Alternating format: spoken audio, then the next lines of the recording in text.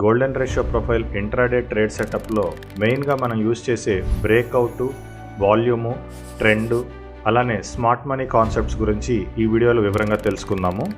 Golden ratio profile intraday trade సెటప్లో మనం ఒక ట్రేడ్ ఎంటర్ అవ్వాలి అన్నప్పుడు బ్రేక్అవుట్, వాల్యూము, ట్రెండ్ ఈ మూడు ఎక్కడైతే సింక్రనైజ్ అవుతాయో అక్కడ మాత్రమే మనం ట్రేడ్ అనేది ఎగ్జిక్యూట్ చేయాలి. యాక్చువల్గా ట్రెండ్ అనేది ఎప్పుడూ కూడా మనం ఫస్ట్ ప్లేస్లో పెట్టుకోవాలి, కానీ మనం ఇక్కడ ఫస్ట్ ప్లేస్లో బ్రేక్అవుట్ని పెట్టాము, ట్రెండ్ అనే దాన్ని థర్డ్ ప్లేస్లో పెట్టాము. అలా ఎందుకు పెట్టాము అనేది ఒకసారి చూద్దాము. ఫర్ ఎగ్జాంపుల్ ఇక్కడ మనకి బ్రేక్అవుట్ ఐడెంటిఫైర్ అనేది ఈ గోల్డెన్ సిపిఆర్ త్రూ క్రాస్ అయింది. ఇనీషియల్గా ఈ బ్రేక్అవుట్ ఐడెంటిఫైర్ అనేది మనకి గోల్డెన్ సిపిఆర్ నుంచి కింద క్రాస్ చేసింది, అంటే మనం సెల్లింగ్ సైడ్ అనేది ఆలోచించుకోవాలి. తర్వాత మళ్ళీ పైకి రివర్స్ అయింది, అక్కడి నుంచి మనకి కంప్లీట్ గా బయింగ్ సైడ్ ఉంది. అయితే ఇక్కడ సెల్లింగ్ సైడ్ వెళ్లకుండా ఎందుకు రివర్స్ అయ్యింది అనేది ఒకసారి చూద్దాము. సో ఇక్కడ మనం వాల్యూమ్ ప్రొఫైల్ అనేది అప్లై చేసుకుంటే ఇక్కడ మనకి వాల్యూ ఏరియా లో అనేది సపోర్ట్ గా ఉంది, అంటే బ్రేక్అవుట్ ఐడెంటిఫైర్ వాల్యూ ఏరియా లోని కూడా క్రాస్ చేసి ఉండుంటే ఈ ట్రేడ్ సక్సెస్ అవడానికి మనకి పాసిబిలిటీ అనేది ఎక్కువ ఉండేది. కానీ అప్పటికి బ్రేక్అవుట్ ఐడెంటిఫైర్ అనేది వాల్యూ ఏరియా లోని క్రాస్ చేయలేదు కాబట్టి మనకి ఇక్కడ ప్రైస్ అనేది రివర్స్ అయింది. ఈ రివర్స్ అవుతున్నప్పుడు మనకి వాల్యూ ఏరియా హైని కూడా క్రాస్ చేసింది కాబట్టి ఆటోమేటిక్గా అక్కడి నుంచి మనకి బయింగ్ సైడ్ మూవ్మెంట్ అనేది మంచిగా వచ్చింది. అందుకే మనం వాల్యూమ్ ప్రొఫైల్ అనే దాన్ని మెయిన్గా ఎక్కడ యూజ్ చేయాలి అంటే ఎక్కడ మనకి బ్రేక్అవుట్ పాయింట్ అనేది వస్తుందో అక్కడ మనం వాల్యూమ్ ప్రొఫైల్ అనేది మన బ్రేక్అవుట్ పాయింట్కి పర్ఫెక్ట్గా సింక్ అవుతుందా లేదా అనేది చెక్ చేసుకోవాలి. ఈ వాల్యూమ్ ప్రొఫైల్తో పాటు మనం యాంకర్డ్ వీవ్యాప్స్ని కూడా అప్లై చేసుకుంటే ఈ ప్రైస్ అనేది యాంకర్డ్ వీవ్యాప్స్ కన్నా పైన ఉన్నంత వరకు కూడా మనం పొజిషన్స్ అనేవి కంటిన్యూ చేసుకోవచ్చు. నెక్స్ట్ మనకు కావాల్సింది ట్రెండ్. ట్రెండ్ అనేది మనకి రెండు రకాలుగా వస్తుంది. ఒకటి డే యొక్క ట్రెండ్ వస్తుంది, అలానే అవర్లీ ట్రెండ్ కూడా వస్తుంది. అయితే మనకి డే యొక్క ట్రెండ్ అనేది వచ్చినప్పుడు మార్కెట్ సిచ్యువేషన్ ఎలా ఉంది, ఏంటి, ట్రెండింగ్ డేనా కాదా అనేది మనకి ఈజీగా అర్థమవుతుంది. సో ఇప్పుడు ఇక్కడ మనకి already current day range breakout కన్నా కిందనే ట్రేడ్ అవుతుంది. కరెంట్ డే రేంజ్ బ్రేక్అవుట్ కన్నా కిందనే ట్రేడ్ అవుతూ మనకి ఇక్కడ బయ్యింగ్ సిచ్యువేషన్ అనేది వచ్చింది. అంటే మనకి మార్కెట్ ఈ బయ్యింగ్ బ్రేక్అవుట్ దగ్గర నుంచి మాక్సిమం వెళ్లే ఛాన్స్ ఎంతవరకు ఉందంటే ఇంతవరకే ఉంది. కాబట్టి మార్కెట్ అనేది మనకి ఇనీషియల్ గా ఈ టార్గెట్ ని అచీవ్ చేసింది. సో ఈ వేవ్స్ అన్ని క్యాప్చర్ చేయాలి అంటే మనకి అవర్లీ ట్రెండ్ అనేది కావాలి. మనం ఎవ్రీ అవర్ కూడా ఈ ఫ్యాన్ అనే దాన్ని ఎనేబుల్ చేసుకుంటే మనకి అవర్లీ ట్రెండ్ కూడా ఆటోమేటిక్ గా వస్తుంది. అవర్లీ ట్రెండ్ చూసేటప్పుడు ఖచ్చితంగా మనం గేమ్ అనే దాన్ని 2 డైమెన్షన్ లో చూడాలి. అప్పుడే మనకి మార్కెట్ ఇక్కడ మనకి ఒకసారి ప్రైస్ మూవ్మెంట్ ఇక్కడికి వెళ్ళి ఆగిపోయింది, తర్వాత ఇక్కడ ఆగిపోయింది, తర్వాత ఇక్కడ ఆగిపోయింది, తర్వాత ఇక్కడ ఆగిపోయింది. ఆల్మోస్ట్ ఒకే ఏరియా దగ్గర మార్కెట్ మనకి మల్టిపుల్ టైమ్స్ అక్కడ టచ్ చేస్తుంది, రివర్స్ అవుతుంది. సో ఇది మనం 2 డైమెన్షన్ లో అబ్జర్వ్ చేస్తే అక్కడ ఎందుకు అలా టచ్ చేసి రివర్స్ అవుతుంది అనే దానికి మనకి ఇంకో పక్క గ్రాఫ్ లో మనకి క్లారిటీ అనేది వస్తుంది. కాబట్టి ఖచ్చితంగా మనం ట్రెండ్ అనే దాన్ని 2 డైమెన్షన్ లో చూడాలి. ఓవరాల్ డే యొక్క ట్రెండ్ అనేది మనకి రేంజ్ బ్రేక్అవుట్ ద్వారా తెలిసిపోతుంది. సో అందుకే మనం ఒక ట్రేడ్ ఎగ్జిక్యూట్ చేయాలి అనుకుంటున్నప్పుడు 3 main parameters: first breakout, second volume, మూడోది ట్రెండ్. ఎందుకు మనం మూడోది ట్రెండ్ పెట్టుకున్నాము అంటే మనకి ట్రెండ్ అనేది ఆటోమేటిక్ గా వస్తుంది. మనం ట్రెండ్ అనేది పర్టికులర్ గా డ్రా చేయాల్సిన అవసరం లేదు.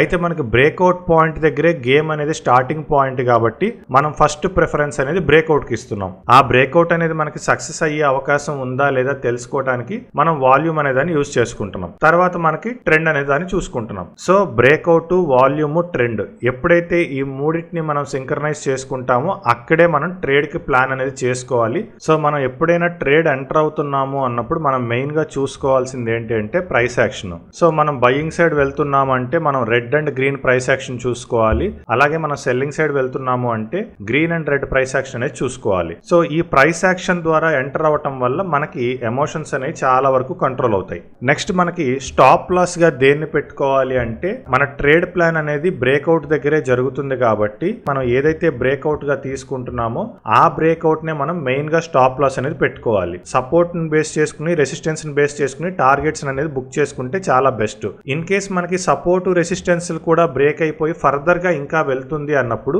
రీ ఎంటర్ అవ్వడానికి మనం యాంకర్డ్ వీవ్యాప్ అనే దాన్ని ఖచ్చితంగా వాడుకుంటే మనం ఖచ్చితంగా అదే ట్రెండ్ లో మళ్ళీ మనం రీ ఎంట్రీ తీసుకోవడానికి చాలా బాగా హెల్ప్ అవుతుంది. సో ఇనీషియల్ గా మనం టార్గెట్స్ టార్గెట్స్ అనేవి సపోర్ట్ అండ్ రెసిస్టెన్స్ పెట్టుకోవాలి. వన్స్ సపోర్ట్ అండ్ రెసిస్టెన్స్ కూడా బ్రేక్అవుట్ అయిపోయి మళ్ళీ గేమ్ అనేది మనకి వెళ్ళిపోతూ ఉంది అంటే అప్పుడు మనం రీఎంట్రీస్ కోసం పక్కాగా యాంకర్డ్ వీవ్యాప్స్ మాత్రమే వాడుకోగలము. ఇంకా వేరే ఏవి కూడా మనకి సపోర్ట్ చెయ్యవు.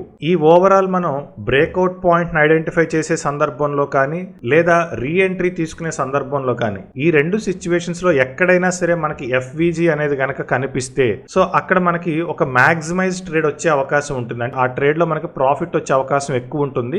మనం పొజిషన్ ఎంటర్ అవుతున్నప్పుడు గనక మనకి ఎఫ్విజి అనేది వస్తే అక్కడ మనకి ప్రాఫిట్ అనేది ఎక్కువ వచ్చే అవకాశం ఉంది అనేది మనం ఐడెంటిఫై చేసుకోవడానికి ఈ ఎఫ్విజీస్ అనేవి మనకి బాగా హెల్ప్ అవుతాయి. అంతేగాని ఎఫ్విజి వచ్చింది కదా అని ట్రేడ్ ఎంటర్ అవ్వకూడదు. ఎక్కడైతే మనకి బ్రేక్అవుట్ పాయింట్ దగ్గర కానీ లేదా రీఎంట్రీ టైంలో యాంకర్డ్ వీవ్యాప్స్ దగ్గర కానీ ఈ ఎఫ్విజి అనేది గనక మనకి సింక్ అయితే అక్కడ మనం కొంచెం ఎక్కువ ప్రాఫిట్ అనే దాన్ని ఎక్స్పెక్ట్ చేసుకోవచ్చు. సో మనం మెయిన్ గా ట్రేడ్ ప్లాన్ అనేది ఎక్కడ ఎగ్జిక్యూట్ చేస్తాము అంటే బ్రేక్అవుట్, వాల్యూమ్, ట్రెండ్ ఈ మూడు ఎక్కడైతే మనకి సింక్రనైజ్ అవుతాయో అక్కడే మనం ట్రేడ్ ప్లాన్ అనేది ఎగ్జిక్యూట్ చేస్తాము. ఫస్ట్ ఈ మూడిట్లో కూడా ఫస్ట్ ప్రియారిటీ మనం బ్రేక్అవుట్. ఎక్కడైతే బ్రేక్అవుట్ జరుగుతుందో అక్కడి నుంచే మన అనాలిసిస్ మొత్తం స్టార్ట్ చేయాలి. ఈ సింక్రనైజేషన్ దగ్గర మెయిన్ గా మనం స్టాప్ లాస్ ఎలా పెట్టుకోవాలి అంటే ఆల్వేస్ మనకి బ్రేక్అవుట్ దగ్గర బ్రేక్అవుట్ పాయింటే మన స్టాప్ లాస్ అవుతుంది. ఇన్ కేసు రీఎంట్రీ తీసుకుంటున్నప్పుడు మాత్రం మన స్టాప్ లాస్ పాయింట్ వచ్చేసి యాంకర్డ్ వీవ్యాప్ అనేది మన మెయిన్ స్టాప్ లాస్ అవుతుంది. తర్వాత మనం బ్రేక్అవుట్ ద్వారా ఎంటర్ అవుతున్నా లేదా యాంకర్డ్ వీవ్యాప్ ద్వారా ఎంటర్ అవుతున్నా సరే మనం అక్కడ ప్రైస్ యాక్షన్ చూసుకోవటం అనేది చాలా మ్యాండేటరీ పాయింట్.